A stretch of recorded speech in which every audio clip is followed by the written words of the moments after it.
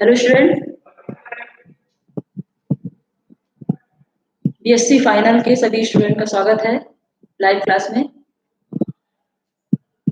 कल जैसा कि हमने देखा था सेल डिवीजन का पार्ट 1, आज है सेल डिवीजन का पार्ट 2। ठीक है, थोड़ा सा रिवाइज करना जरूरी है कि कल हमने क्या क्या पढ़ा। सेल डिवीजन में कल हमने देखा था सेल साइकिल, जिसको दो पार्ट में डिवाइड किया गया था। एक था इंटरफेज और सेकेंड था एम फेज या माइटोसिस।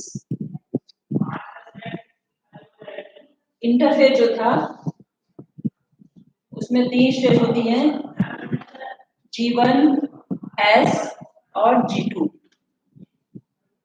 और जो एम फेज होती है माइटोसिस, उसमें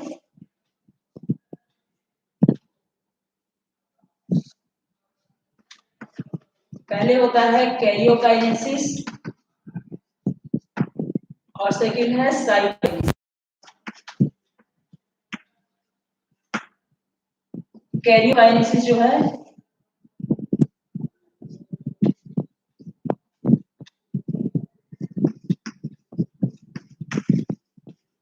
प्रोफेज, मेटाफेज, एनाफेज और टीलोफेज। कल हमने इनके बारे में जाना था, किस तरह से सेल डिवीजन में, सेल साइकिल में इंटरफेज और एम फेज माइटोसिस में क्या क्या होता है। ठीक है, अब आज हम शुरू करेंगे मियोसिस।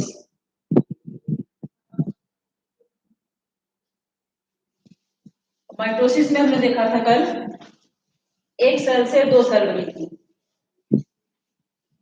लेकिन आज इसमें क्या होगा, एक सेल से 4 सेल बनती है।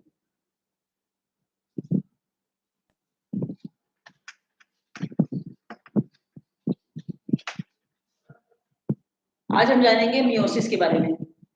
मियोसिस जिसको कहते हैं हिंदी में अर्धसूत्री विभाजन। तो इसमें क्या होता है, एक सेल से 4 डॉटर सेल बनती हैं। ठीक है, 4 डॉटर सेल जो बन जाती हैं उनमें क्रोमोसोम की संख्या आधी हो जाती है। ठीक, 4 सेल बनी, क्रोमोसोम की संख्या आधी हो गई। और इसकी खोज की थी J.B. फार्मर और मोरे ने। और इसको जो प्रयोग किया जाता है तो वो जो प्याज का एंथर होता है, ऑनियन एंथर या ट्रेडिस्केंसिया का एंथर, उसमें इसका प्रयोग किया जाता है। मियोसिस जो है इसको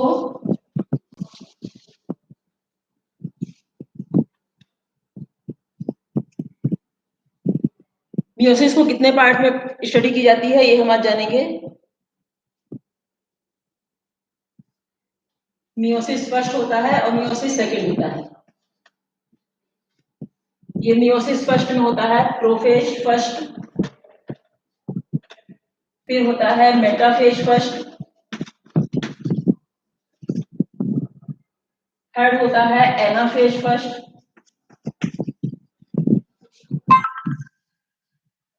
और फोर्थ होता है टीलोफेज फर्स्ट।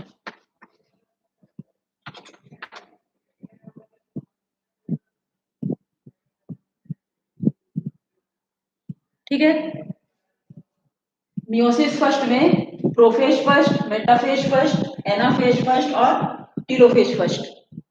अब प्रोफेज जो होती है वो मियोसिस की सबसे लंबी स्टेज होती है। प्रोफेज में सब स्टेज होती हैं,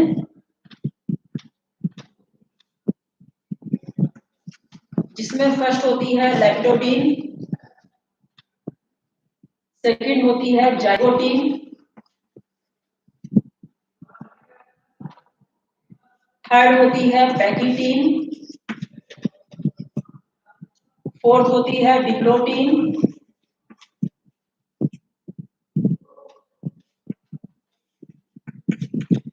और फिर लास्ट है डाइकाइनेसिस। ठीक है, तो प्रोफेज फर्स्ट में इतनी इसकी सब स्टेज होती हैं, लेप्टोटीन, जाइगोटीन, पेकिटीन, डिप्लोटीन और डाइकानेसिस। ये स्टेज इसकी जो है प्रोफेज फर्स्ट मियोसिस की, ये सबसे लंबी स्टेज होती है। सेकेंड हो जाती है मेटाफेज फर्स्ट, फिर एनाफेज फर्स्ट और टीलोफेज फर्स्ट। अब सबसे पहले हम जानेंगे प्रोफेज फर्स्ट में क्या होता है।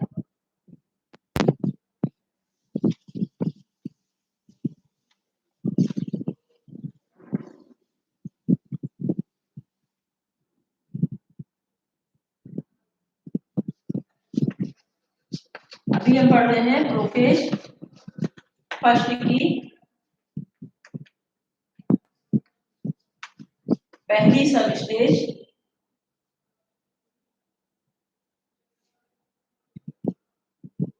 लेप्टोटीन।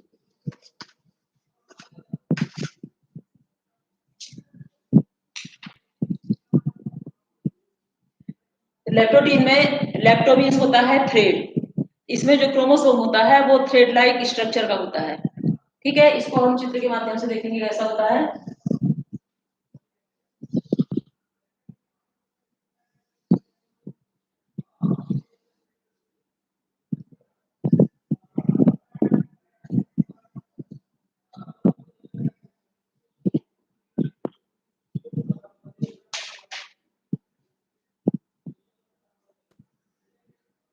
इसमें जो क्रोमोसोम होता है वो थ्रेड लाइक होता है।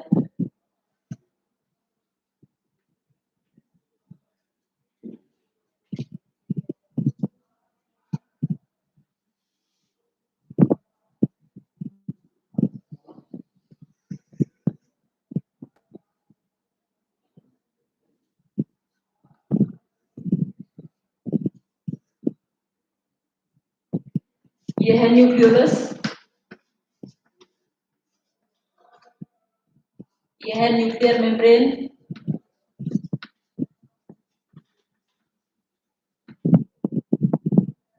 इसमें ये होता है पेरेंट क्रोमोसोम।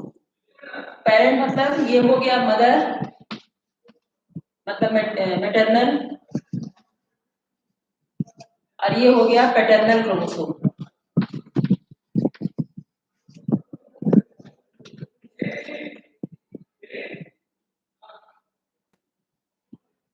तो इसमें क्रोमोसोम कैसा है, पतला है, लंबा है, और इसलिए इसको लेप्टोटीन नाम दिया गया। Lepto means thread, thread like structure होता है, इस कारण से इसको लेप्टोटीन नाम दिया गया। इसमें क्या होता है कि जो मैटरनल क्रोमोसोम और पैटर्नल क्रोमोसोम होता है ये थोड़ा दूरी पे स्थित होते हैं, इनमें किसी तरह का कोई आकर्षण नहीं होता है, मतलब ये एक दूसरे से दूरी पर स्थित होते हैं। और इसमें क्या होता है कि एक सिरे पे क्रोमोसोम मुड़े होते हैं, जिसको बोलते हैं गुलदस्ता लाइक स्ट्रक्चर। मतलब एक सिरे पर इस तरह से क्रोमोसोम किसी भी एक सिरे पर ही पाए जाते हैं।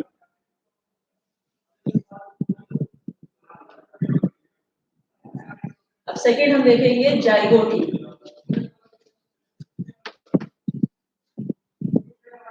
जाइगोटीन में लेप्टोटीन से थोड़ा सा अंतर हो जाता है।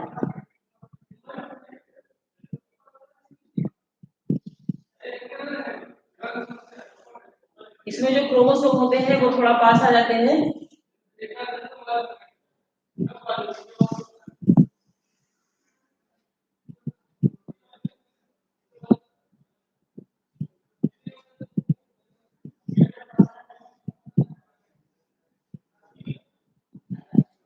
ठीक है। इसमें क्रोमोसोम क्या था, मोनोवैलेंट था, लेकिन इसमें हो जाता है डाइवैलेंट। डाइवैलेंट थोड़ा सा अंतर हो जाता है इसमें।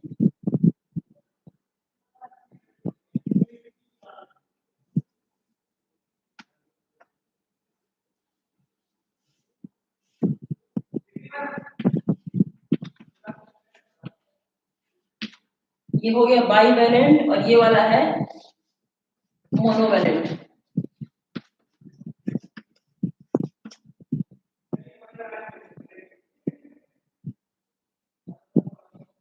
इसमें क्या होता है कि क्रोमोसोम के बीच में आकर्षण बढ़ने लगता है, मतलब ये दोनों पास पास आने लगते हैं। यहाँ पर क्या था, दूर दूर थे, और यहाँ पर थोड़ा पास आ जाते हैं। पास आने के बाद क्या होता है कि जो इन दोनों के बीच का होता है ये स्थान, इसको कहते हैं सिनेप्टोमीमल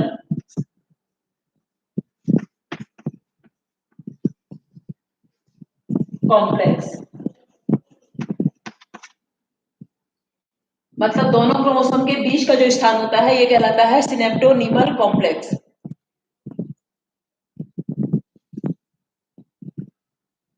ये न्यूक्लियोलस है,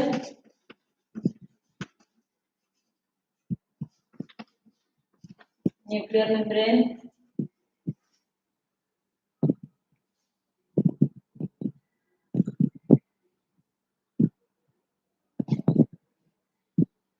अब ये जो सिनेप्टोनीमल कॉम्प्लेक्स होता है ये रिकॉम्बिनेशन में सहायता करता है। ठीक है, दोनों के बीच का जो स्थान है सिनेप्टोनीमल कॉम्प्लेक्स ये रिकॉम्बिनेशन में सहायता करता है।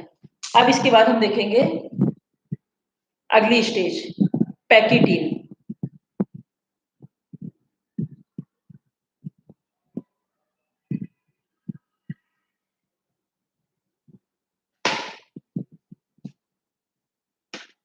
थर्ड नंबर है पैकिटीन।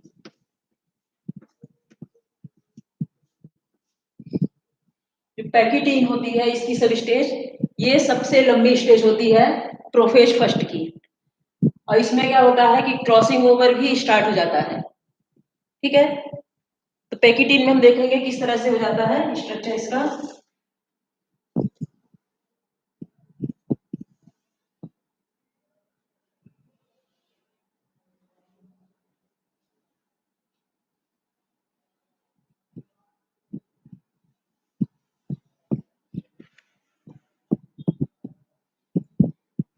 इसमें चूंकि क्रॉसिंग ओवर शुरू हो जाता है, थोड़ा सा क्रोमोसोम की का स्ट्रक्चर चेंज हो जाता है।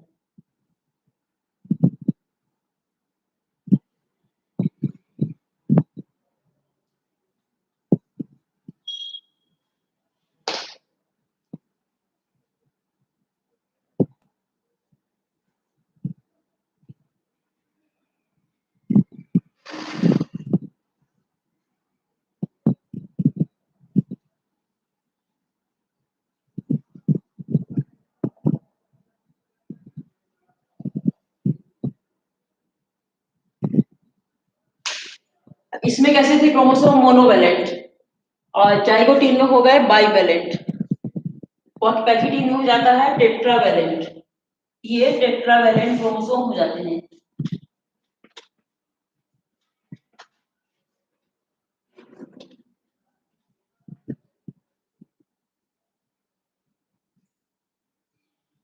इनके बीच में क्या हो जाता है, आकर्षण बढ़ जाता है, जिसके कारण ये दोनों एक दूसरे के पास आ जाते हैं। यहाँ पर, यहाँ आपने देखा दोनों दूर थे, इनमें कोई आकर्षण नहीं था। यहाँ पर आकर्षण बढ़ना शुरू हुआ, ये दोनों पास में आने लगे, और यहाँ पर ज्यादा पास आ गए। ठीक है, यहाँ मोनोवैलेंट क्रोमोसोम था, यहाँ बाइवैलेंट था, यहाँ पर टेट्रावैलेंट था। इसमें क्या होता है कि जब ये पास पास आते हैं तो इनमें एक खिंचाव पड़ता है, और खिंचाव पड़ने के कारण ये टूटने लगते हैं, टुकड़ों में टूट जाते हैं और क्रॉसिंग ओवर शुरू हो जाती है। इसमें क्रॉसिंग ओवर के बारे में कभी कभी क्वेश्चन अलग से भी पूछ लिया जाता है, क्रॉसिंग ओवर क्या है। तो इसमें हम थोड़ा सा जान लेंगे क्रॉसिंग ओवर को किस तरह से समझाया जा सकता है।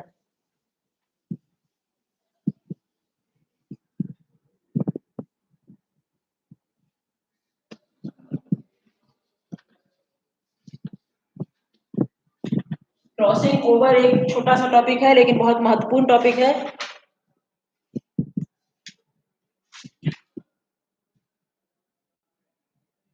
और क्रॉसिंग ओवर जिस स्थान पर होती है वहां पर उसको कहते हैं कियाजमेटा। ठीक है, जो स्थान जहां पर क्रॉसिंग ओवर होगी वो कहलाएगा कियाजमेटा। तो अब हम देखेंगे, और एक बात और है, क्रॉसिंग ओवर जो होती है इसमें दो तरह का क्रोमोसोम हो जाएगा। एक कहलाता है सिस्टर क्रोमोसोम, दूसरा होता है नॉन सिस्टर क्रोमोसोम।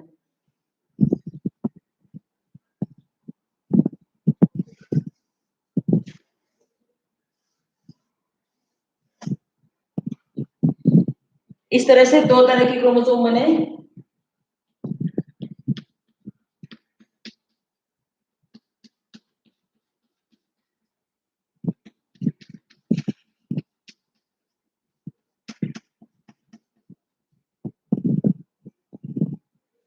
जो एक से क्रोमोसोम रहेंगे वो कहलाते हैं सिस्टर क्रोमेटिड। ठीक है, ये हो गया सिस्टर।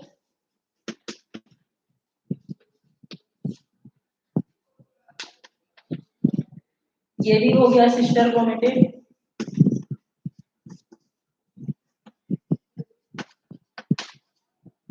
लेकिन एक इसका और एक ये, जब इन दोनों को जोड़ा जाएगा तो ये कहलाएगा नॉन सिस्टर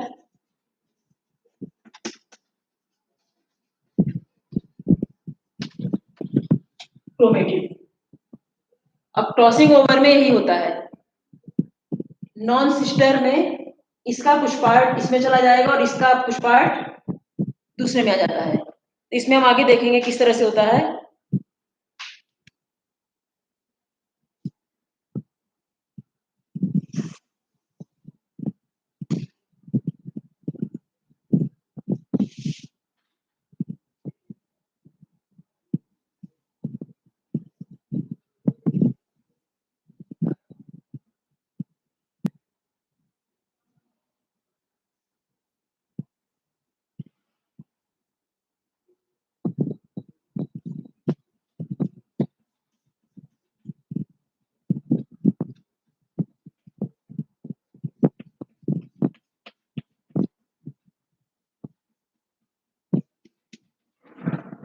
ठीक है, एक क्रोमेटोसोम ये बन गया और दूसरा देखेंगे।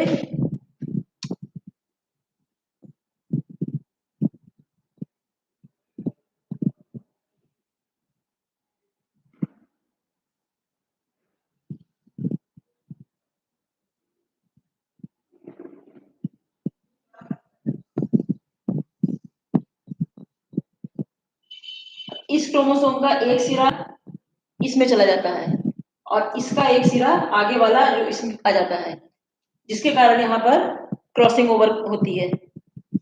और जिस स्थान पर ये होती है वो कहलाता है कियासमेटा।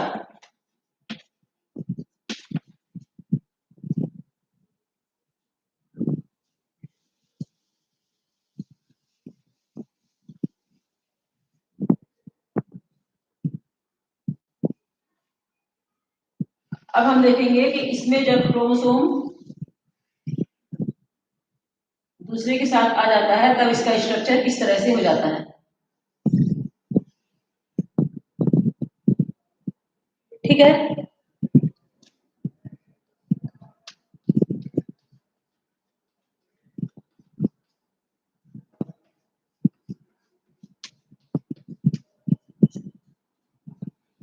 ऊपर वाला तो वैसे ही रहेगा, चेंज हुआ है नीचे।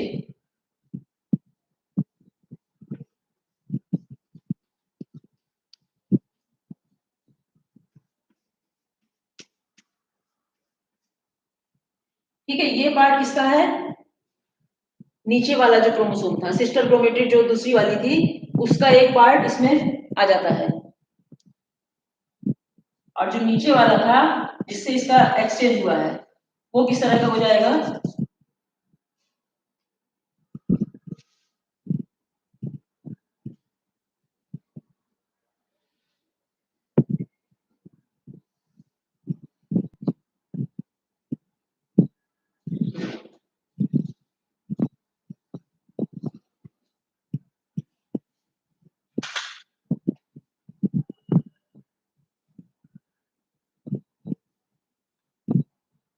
इसमें ये पार्ट है ऊपर वाले क्रोमोसोम का।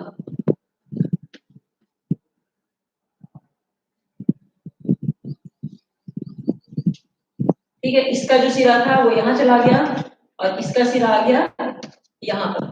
इसी तरह से यहाँ भी यही स्थिति है, ये कहलाता है क्रॉसिंग ओवर। ठीक है, ये किसके बीच में हो गया, नॉन सिस्टर, एक क्रोमेटिड इसका एक क्रोमेटिड इसका, यहाँ पर ये इसके ऊपर आया, दोनों आपस में लिपट गए और यहाँ से एक सिरा इसका इसमें आ गया टूट कर, और इसका सिरा इसमें टूट गया, इसका सिरा इसमें टूट गया, इसका इसमें आ गया। ये हो गया क्रॉसिंग ओवर। इसके आगे हम देखेंगे। एक बात और आप लोगों को बता दें कि जो जाइगोटीन है, पैकिटीन, पैक्टिन में क्रॉसिंग ओवर होता है लेकिन दिखाई नहीं देता है। दिखाई देता है इसकी अगली जो सब स्टेज होती है, डिप्लोटीन। डिप्लोटीन में ये क्रॉसिंग ओवर स्पष्ट दिखाई देता है कि किस तरह से हुआ। इसमें सिर्फ क्या है, प्रोसेस हो जाती है लेकिन समझ में नहीं आता है, ना दिखाई देगा, दिखाई देगा तब समझ में आता है। तो वो है अगली कंडीशन, डिप्लोटीन। इसके बाद हम देखेंगे डिप्लोटीन में क्या होता है।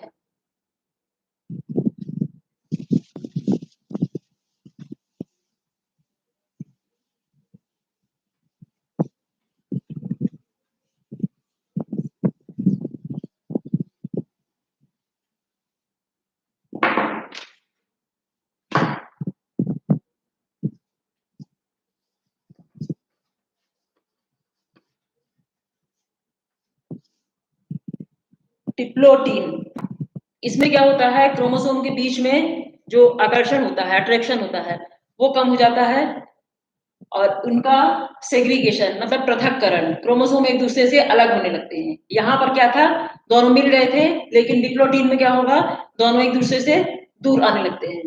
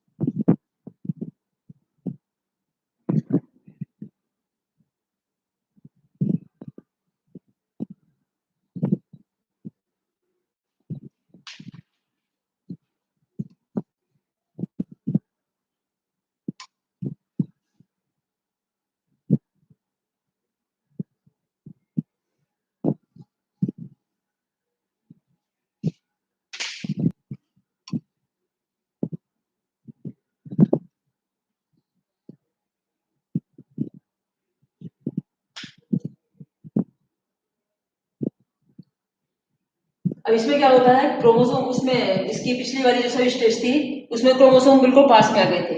इसमें क्या हुआ, क्रोमोसोम पास में आके अब यहाँ से दूर होना शुरू हो गए हैं। दूर होने के कारण इनमें जो अट्रैक्शन होता है वो कम हो जाता है। या हम कह सकते हैं कि सेग्रीगेशन क्रोमोसोम का इसमें शुरू हो जाता है और इसमें कियास्मेटा दिखाई देने लगता है, क्योंकि यहाँ पर क्रॉसिंग ओवर हुई और यहाँ पर जिस स्थान पर क्रॉसिंग ओवर होता है उसे कियास्मेटा कहते हैं। कियास्मेटा, यहाँ पर जो पॉइंट बनाया है ये कहलाता है कियास्मेटा। ये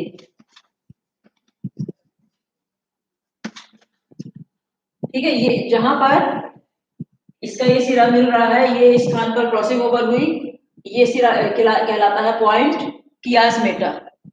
ठीक है, धीरे धीरे फिर क्या होता है कि एक सिरे की ओर खिसकना शुरू हो जाता है। अब इसके बाद हम देखेंगे डाइकाइनेसिस।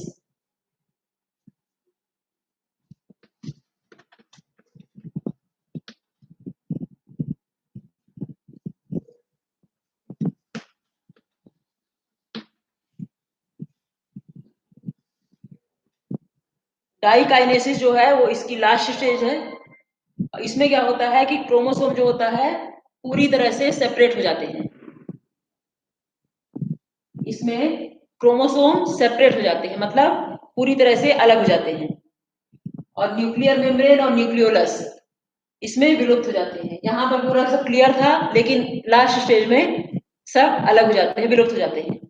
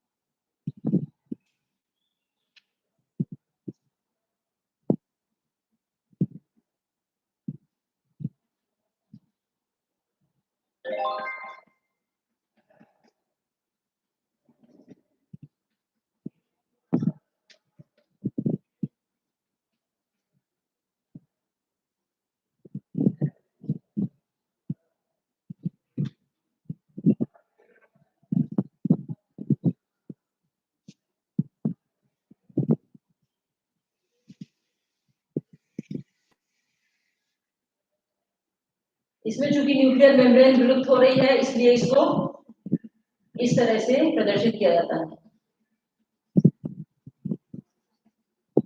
ठीक है, यहाँ पर क्या था, न्यूक्लियर मेम्ब्रेन पूरी क्लियर थी, लेकिन इसमें विलुप्त होना शुरू हो जाती है और धीरे धीरे करके नष्ट हो जाती है। तो इसमें हमने क्या देखा कि जो क्रोमोसोम था वो पूरी तरह से अलग हो गए, यहाँ पर जुड़े हुए थे, लेकिन यहाँ पे क्या होता है, धीरे धीरे अलग होना शुरू हो जाता है और लास्ट से जो है डाइकाइनेसिस, जिसमें पूरी तरह से क्रोमोसोम सेपरेट हो जाते हैं। इतना है प्रोफेज फर्स्ट में। इसके बाद हम देखेंगे मेटाफेज फर्स्ट।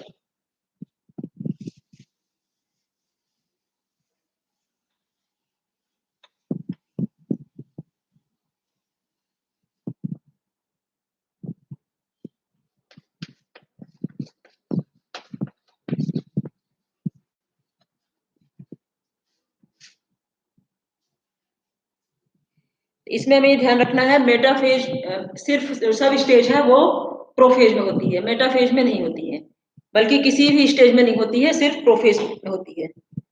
इसमें क्या होता है, स्पिंडल फाइबर बनना शुरू हो जाता है और जो क्रोमोसोम की आर्म होती है वो सेंट्रल की ओर आने लगती है।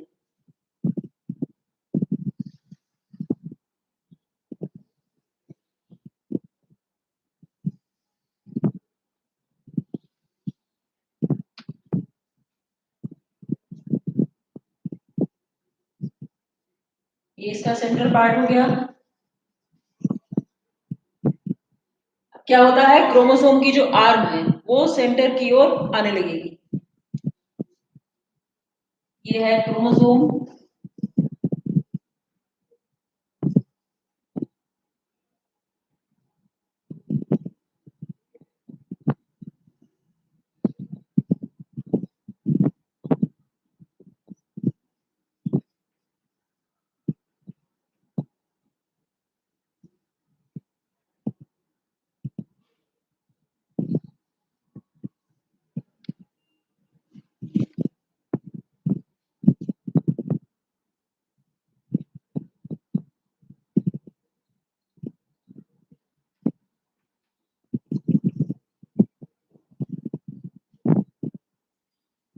दोनों क्रोमोसोम की जो आर्म है ये कहाँ आ रही है, ये सेंटर है इसका, इसकी तरफ ये आ रही है, इसकी तरफ ये वाली आर्म जा रही है। ठीक है, इसलिए इसमें क्या कहा जाता है कि क्रोमोसोम की जो आर्म होती है वो सेंटर की तरफ आने लगती है और स्पिंडल फाइबर का बनना शुरू हो जाता है। अब इसके बाद हम देखेंगे एनाफेज फर्स्ट।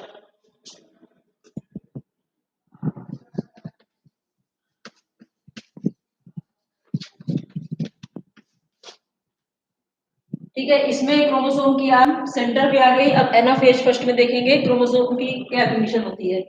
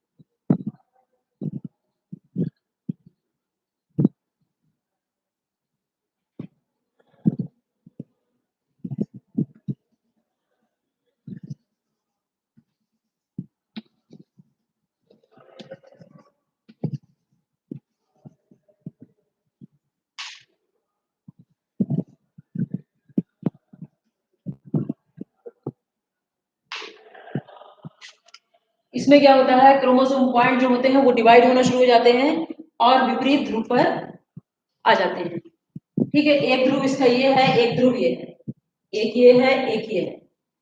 यहाँ पर क्रोमोसोम क्या था, सेंटर में उसकी आर्म आ जाती है, लेकिन एनाफेज में होता है कि जो पोल पोल होता है इसका ध्रुव, तो विपरीत ध्रुव की ओर क्रोमोसोम खिसकना शुरू हो जाते हैं। ये होता है एनाफेज फर्स्ट में, मतलब इसका जो पॉइंट होता है वो डिवाइड हो गया और ये विपरीत पोल की ओर, विपरीत ध्रुव की ओर आना शुरू हो जाते हैं। अब हम देखेंगे टीलोफेज फर्स्ट में क्या होता है।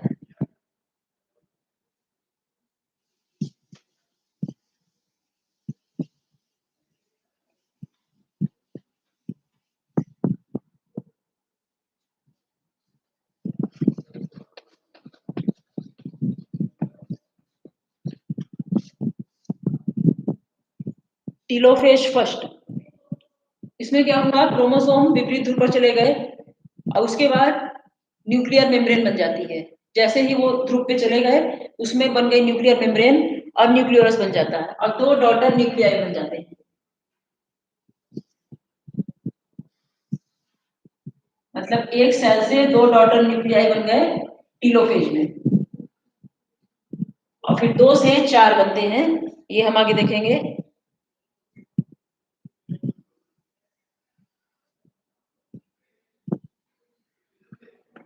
ये दो डॉटर न्यूक्लियाई बने,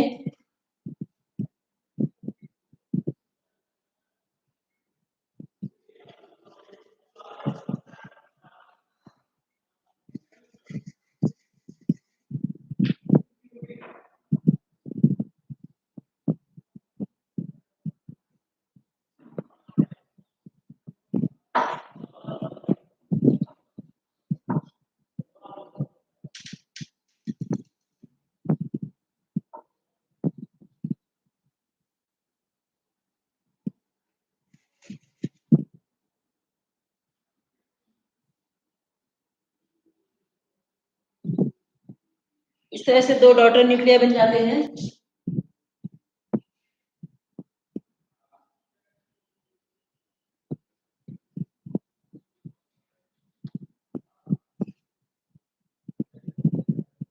ठीक है, साइटोप्लाज्म इसका होता है वो डिवाइड होकर दो सेल का निर्माण कर लेता है, यहां से दो सेल बन जाती हैं।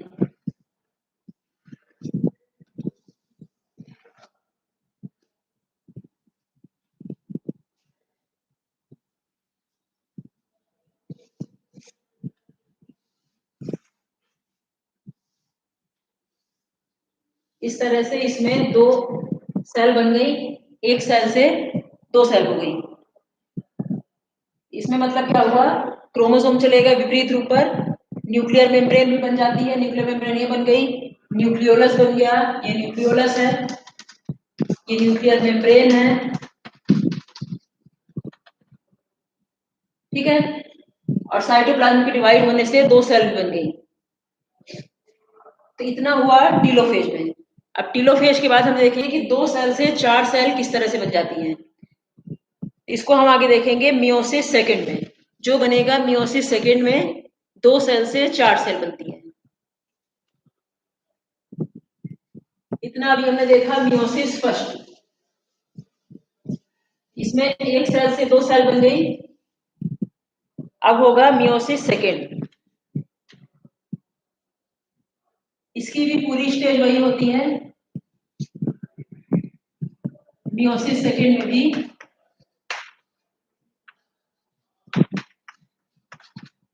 जितनी स्टेज मियोसिस फर्स्ट में थी, प्रोफेज सेकंड, मेटाफेज सेकंड,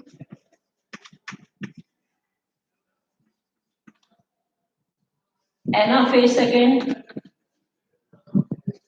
और टीलोफेज सेकंड।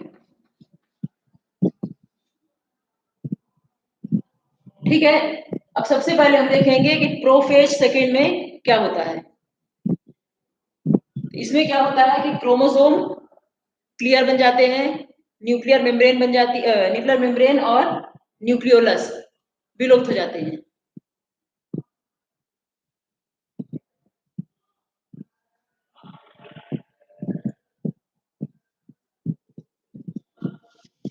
अब हम पढ़ रहे हैं प्रोफेज सेकेंड।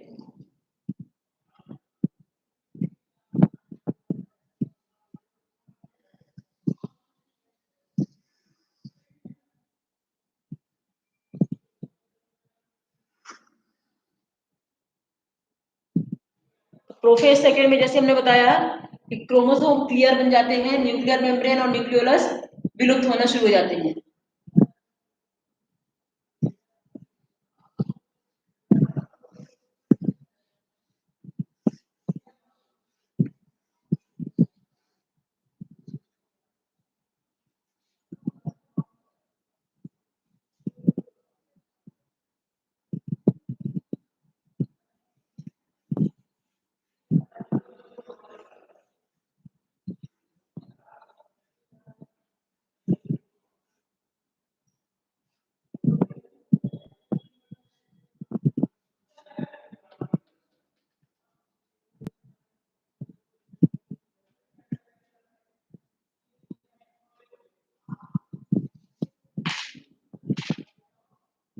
इसमें क्या होता है, स्पिंडल फाइबर ये बीच में बनना शुरू हो जाता है।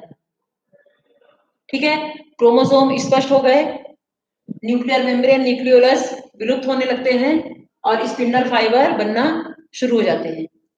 इसके बाद अब हम देखेंगे मेटाफेज सेकेंड।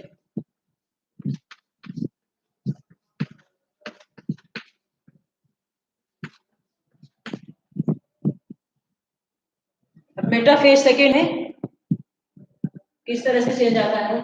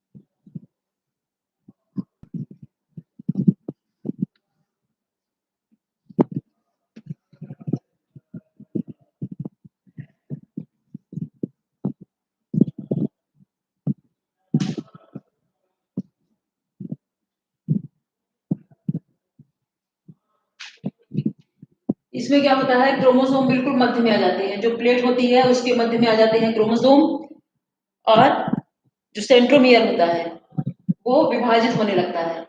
सेंट्रोमियर विभाजित हो गया। ठीक है,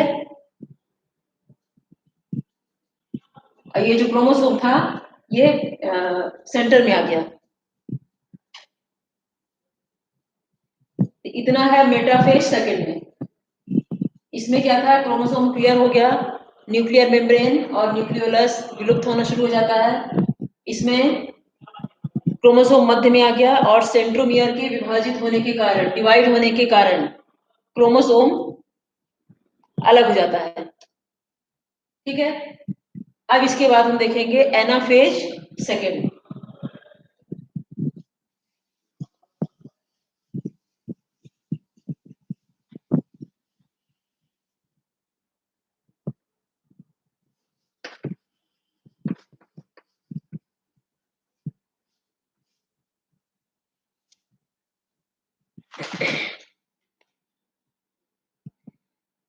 एनाफेज सेकेंड में क्रोमोसोम से अलग होके जो क्रोमोसोम स्पिंडल फाइबर के खिंचाव के कारण ये विपरीत ध्रुव पर पहुंच जाते हैं। इसका कुछ स्ट्रक्चर इस प्रकार बनेगा।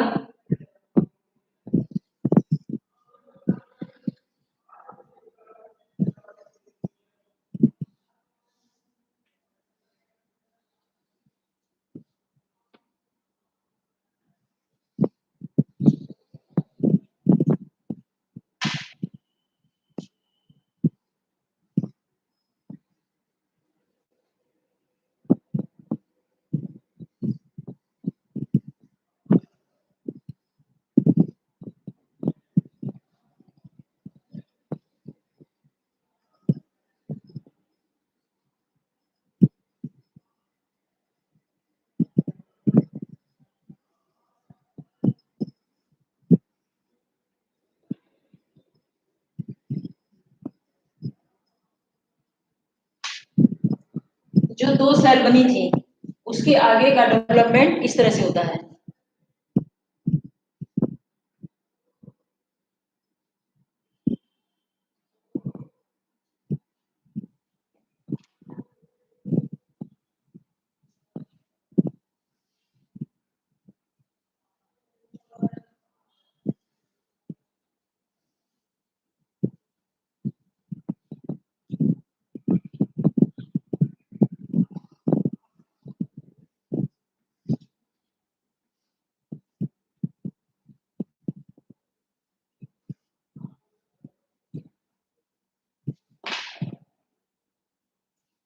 ठीक है, ये है एनाफेज सेकेंड।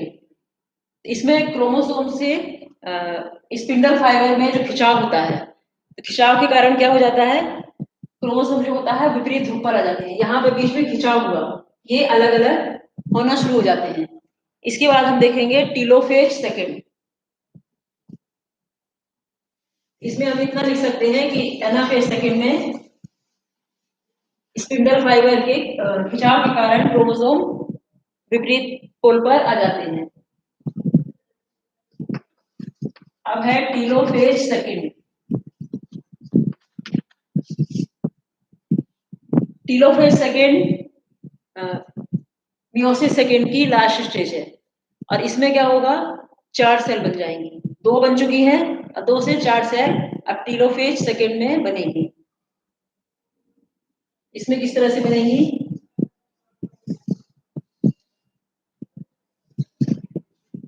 1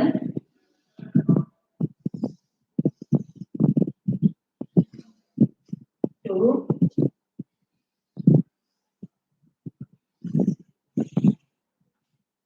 3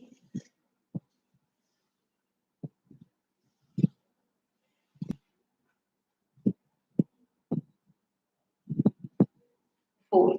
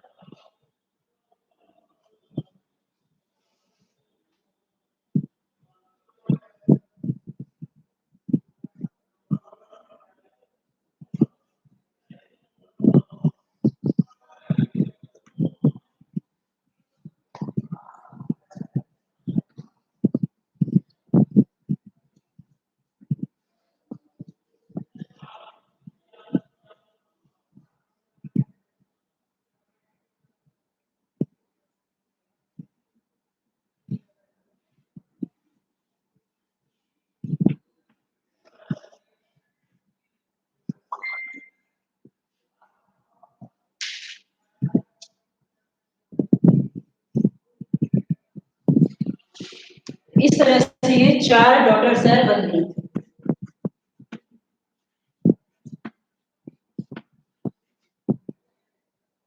इसकी पिछली जो स्टेज थी उसमें 2 सेल बन गई थी, 2 सेल से 4 सेल बनी। मतलब जो पहली सेल थी उससे ये 2 बनी, और जो सेकंड थी उससे ये 2 सेल बनी। इस तरह से 4 डॉटर सेल बन गई। मियोसिस में हमने भी क्या देखा था, पहले बताया भी था कि उसमें 1 सेल से 4 सेल बनती है। माइटोसिस में 1 से 2 सेल बनी थी, मियोसिस में 1 सेल से 4 सेल बनी। लेकिन इसमें एक बात ध्यान रखने वाली है, वो ये है कि मियोसिस में जो 4 डॉटर सेल बनती हैं वो आपस में एक समान नहीं होती हैं, ये असमान होती हैं। ठीक है, मतलब ना तो ये आपस में एक समान होगी, ना ही पेरेंट सेल के समान ही होती हैं। तो ये इसका एक ध्यान रखने वाला पॉइंट है कि ये सेल आपस में असमान होती है। अब इसके बाद आता है,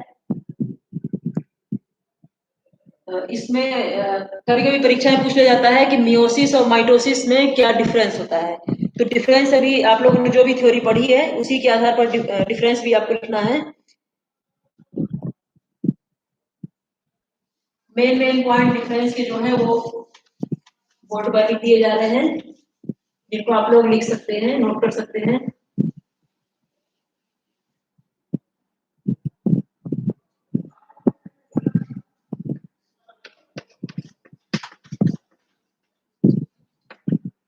माइटोसिस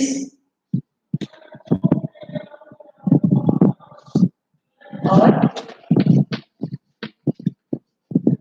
मियोसिस।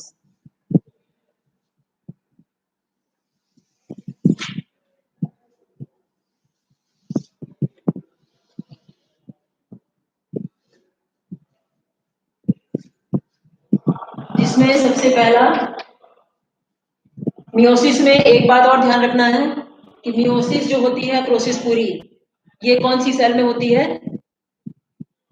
और माइटोसिस कौन सी सेल में होती है। ठीक है, तो माइटोसिस होती है सोमेटिक सेल या वेजिटेटिव सेल में, और मियोसिस होती है जनरेटिव सेल या रिप्रोडक्टिव सेल में। तो सबसे पहला पॉइंट यही आ जाएगा, माइटोसिस जो होती है वो होती है सोमेटिक सेल में, ठीक है, और मियोसिस होती है रिप्रोडक्टिव सेल में।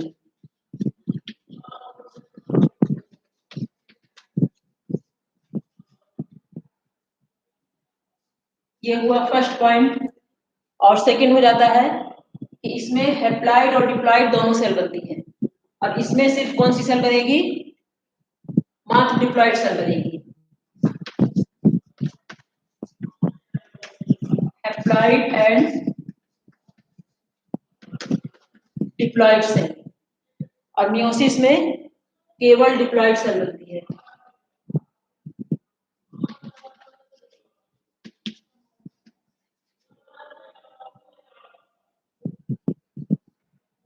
थर्ड इसका जो डिफरेंस है मेन, तो माइटोसिस जो है वो सिंगल डिवीजन है और मियोसिस डबल डिवीजन। इसको इस तरह से समझा जाएगा कि माइटोसिस में सिर्फ एक प्रोसेस चलती रहती है और इसमें मियोसिस फर्स्ट और सेकंड होती है। मतलब इसमें दो तरह से हो रहा है, डबल डिवीजन डबल हो रहा है, और ये सिंगल ही होता है। इसमें लिखेंगे सिंगल डिवीजन और ये है डबल डिवीजन।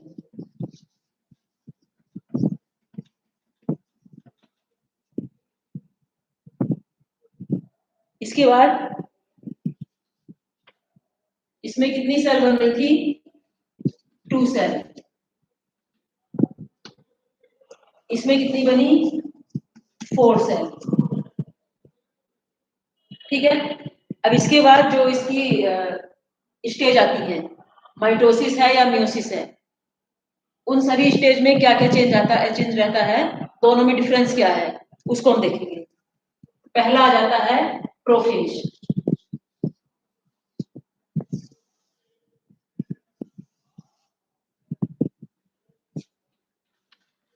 फर्स्ट स्टेज है प्रोफेज की। तो प्रोफेज में एक तो डिफरेंस जो सबसे बड़ा है, इसमें कोई भी इसकी सब स्टेज नहीं होती है, जबकि मियोसिस में इसकी सब स्टेज पाई जाती है। पहला आ जाएगा सब स्टेज एब्सेंट,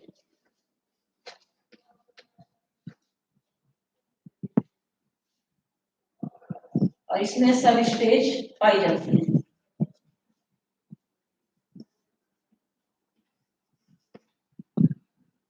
ठीक है, ये मेन डिफरेंस हो गया प्रोफेज का।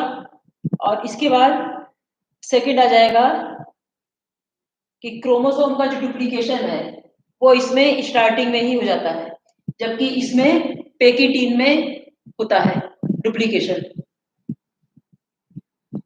क्रोमोसोम का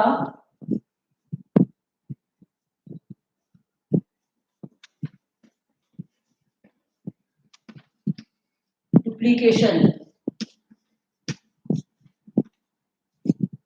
स्टार्टिंग में होता है,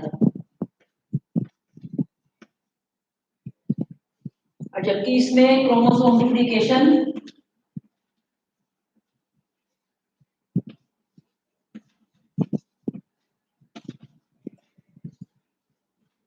पेकिटीन में होता है। ठीक है, इसमें क्या है, क्रॉसिंग ओवर नहीं होता है, और पेकिटीन में क्रॉसिंग ओवर होता है, जो हमने भी देखा भी है। एक पॉइंट इसका आ जाएगा क्रॉसिंग ओवर एब्सेंट कर सकते हैं या नहीं पाया जाता है, और इसमें क्रॉसिंग ओवर होता है,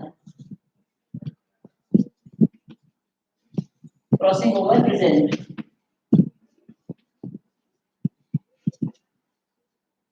ठीक है, ये डिफरेंस था प्रोफेज का। इसके बाद हम देखेंगे मेटाफेज। सेकंड इसकी स्टेज है मेटाफेज।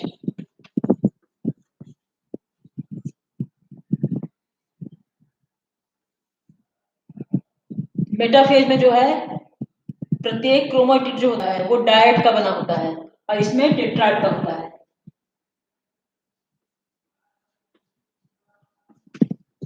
क्रोमेटिड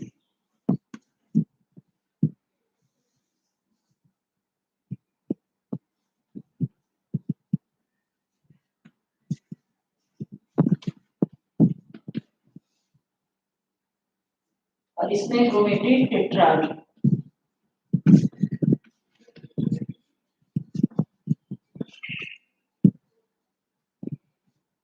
फिर थर्ड स्टेज की क्या आती है एनाफेज।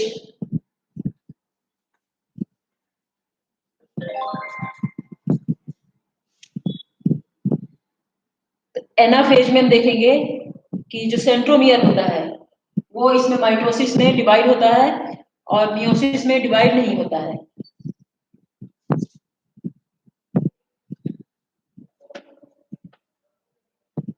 सेंट्रोमियर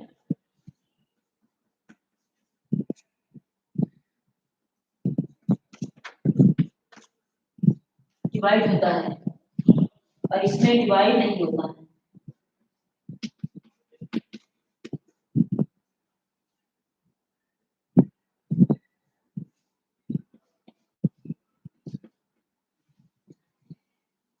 फिर इसके बाद आ जाता है क्रोमोसोम, इसमें पतले और लंबे हो जाते हैं और उसमें छोटे और मोटे हो जाते हैं।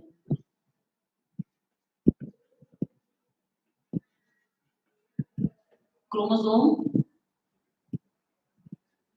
थ्रेड लाइक होता है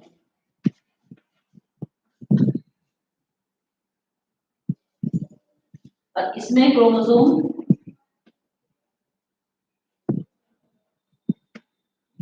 स्मॉल होता है। इसके बाद लास्ट है टीलोफेज।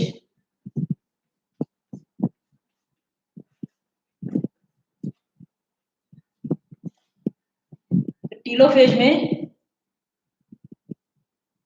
ये स्टेज माइटोसिस में हमेशा बनती है और जबकि मियोसिस में कभी कभी एब्सेंट भी हो जाती है और सीधे सेकंड स्टेज आ जाती है।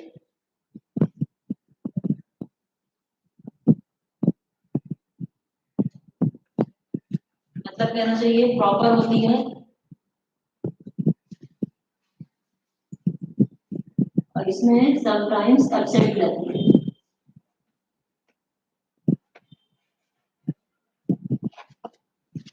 इतना जो मेन डिफरेंस था वो पॉइंट हमने लिए। फर्स्ट हो गया सोमेटिक सेल में माइटोसिस होती है, इसमें होती है रिप्रोडक्टिव सेल में। इसमें हैप्लॉइड और डिप्लॉइड सेल बनती है, इसमें सिर्फ डिप्लॉइड सेल बनती है। इसमें सिंगल डिवीजन होता है, इसमें double division first second meiosis होता है। इसमें 2 सेल बनती है लास्ट में और मियोसिस में 4 सेल बनती है।